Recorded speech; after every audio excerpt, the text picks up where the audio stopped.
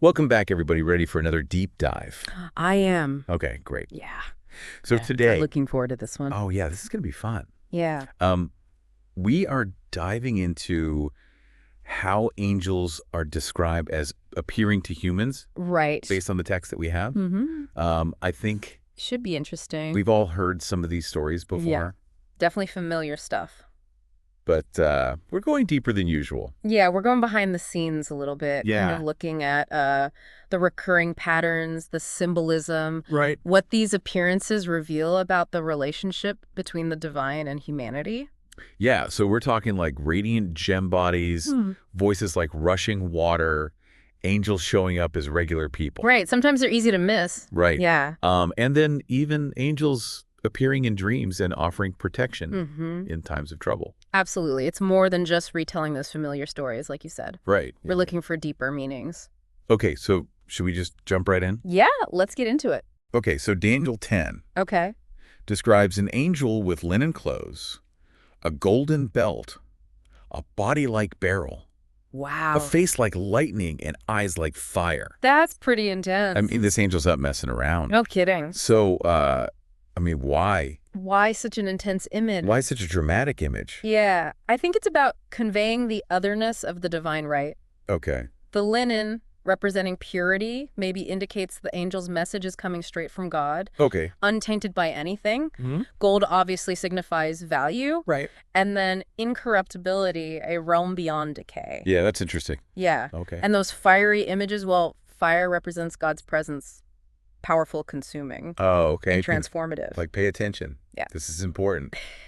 Don't miss this one. Don't miss it, right? Right. But we also see angels appearing in dreams, Oh, yeah, it's a good point. like with Joseph and Matthew. Mm-hmm. It's much quieter. Yeah.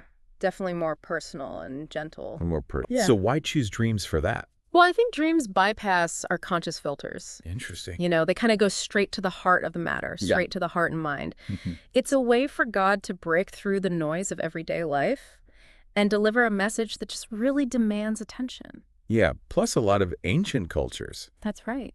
believe dreams Yeah, were a valid way for the divine to communicate. absolutely. It's a very direct line. Right. Very direct. Okay, so it's a direct line to the divine, Even when we're sleeping. even when we're sleeping. Wow. Okay. Yeah. And speaking of unexpected ways for angels to show up, Okay. um, Yeah. there's the story of Abraham welcoming those three visitors Right. who turned out to be way more than just travelers. Yeah, you think you're just being hospitable, and then it Yeah. turns out to be God. Are all strangers potential angels in disguise? Ooh, that's a good question. Right, It really makes you think about hospitality in a new light, right. doesn't it? We know how important hospitality was in those ancient Near Eastern cultures. Okay. It was like a sacred duty, you know? Mhm. So Abraham's immediate welcome, Right, even before he knows who they are, speaks volumes about his character, right. but it also becomes part of God's plan leading to the promise of Isaac. I hadn't even thought about that. Yeah, it's all connected. It's all connected. Yeah. So be ready to welcome the divine in the most unexpected forms. Exactly. You never know who's going to show up at your door. Right. Yeah. Right. Yeah, Okay, but sometimes there's no mistaking the divine presence. true. Like with the shepherds and the angel announcing Yeah. Jesus' birth. Yeah. The text describes the glory of the Lord shining all around them, Hmm. which I have to admit, Yeah, it's a little intimidating. it sounds terrifying. Yeah. Yeah. Well, that's a reference to the Shekinah, Okay. the visible presence of God, Okay. often described as this just brilliant, overwhelming light. Oh, wow. Yeah, it just highlights the importance of the moment. Mhm. This is not just any birth announcement.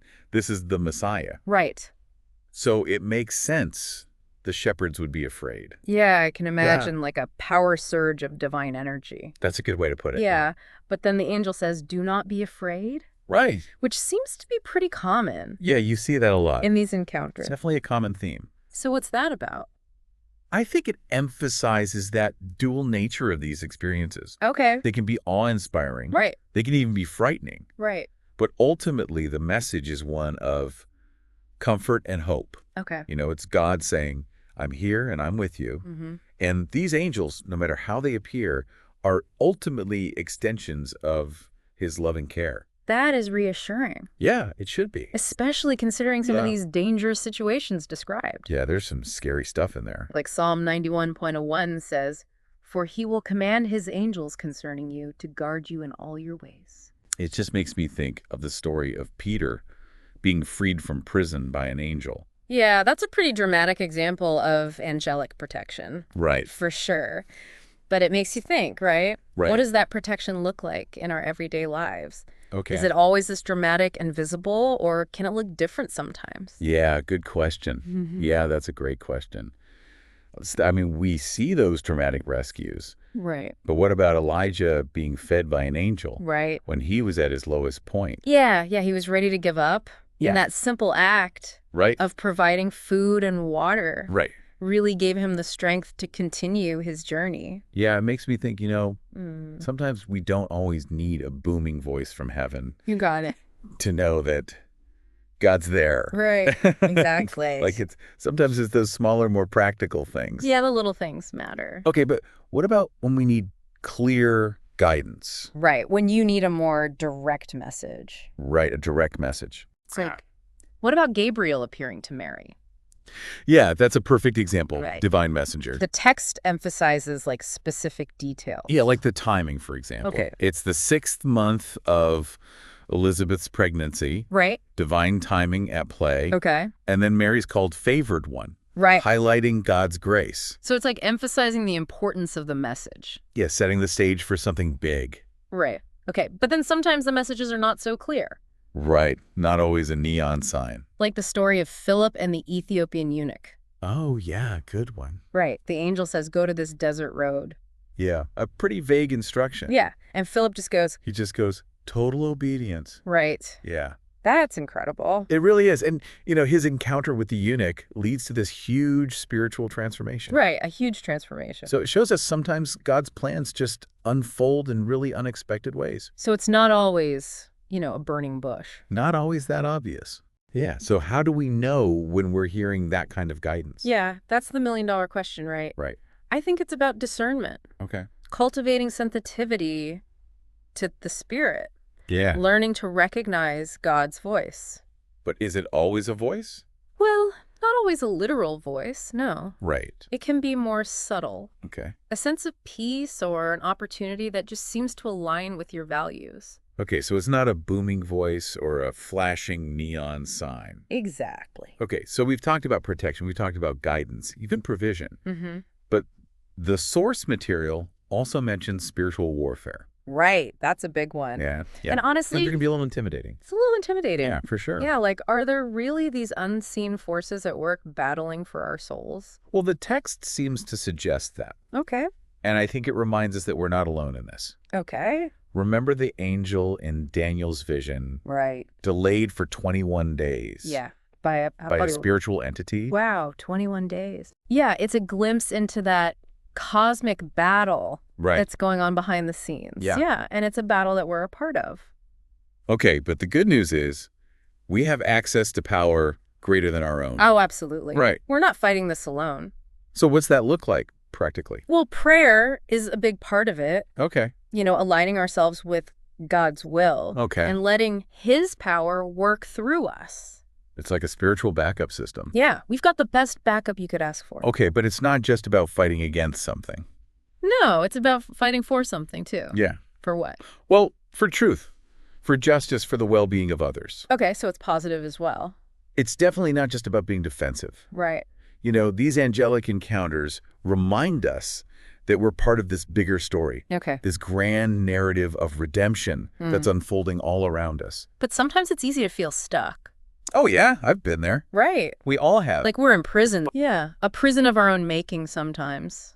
Right, yeah. Fear, doubt, past mistakes. Yeah, Those things can really hold us back. like Peter's escape from prison. Oh, that's a good one. Was that just about the physical chains? No, it's about a deeper kind of freedom. Okay. Freedom from anything that holds us captive.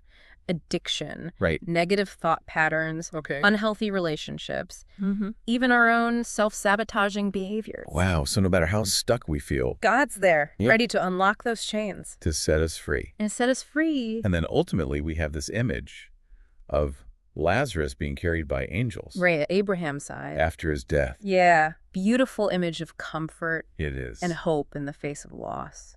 It speaks to the enduring nature of love. right? Death is not the end. No, it's a transition Yeah. to a new kind of existence. And those who have gone before us are not lost. No, they're held in God's love. It's amazing to think about all this, Yeah, it's a lot to take in. They touch on every aspect of human It experience. really does, the whole spectrum. From our deepest fears to our highest aspirations. It's all in there. And we've only just scratched the surface. That's right. There's so much more to explore. So it seems like we've been on this incredible journey, Yeah, it's been quite a deep dive. exploring all these different angelic encounters. Mm-hmm. And it's clear they're not just random stories, are they? No, definitely There's not. this pattern, this purpose. Right, there's a bigger picture here. It connects them all. What's fascinating to me is how all these different appearances Right. point to this consistent message, Okay, what is it? God is actively involved. Mm-hmm. He cares for his people. Right. And he desires to guide us, Okay. protect us, and ultimately redeem us. It's like we're getting a behind-the-scenes look Yeah, it's like a sneak peek. at this divine drama that's unfolding all around us, And a drama that we're all a part of. whether we realize it or not, which is exciting, Yeah, it's pretty amazing. but also a little daunting. It can be a little overwhelming.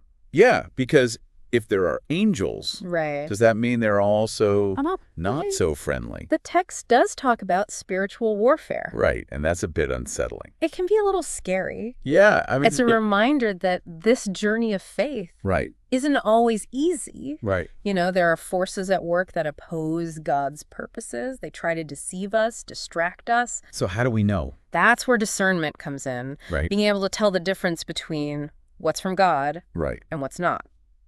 So how do we do that? Well, it takes practice. Okay. Learning to listen to that still small voice, Mm-hmm. checking our motives, and testing everything against what we know to be true. So it's about being wise and discerning, Exactly. not naive. Not sticking our heads in the sand. Right, okay. And, we don't have to do this alone.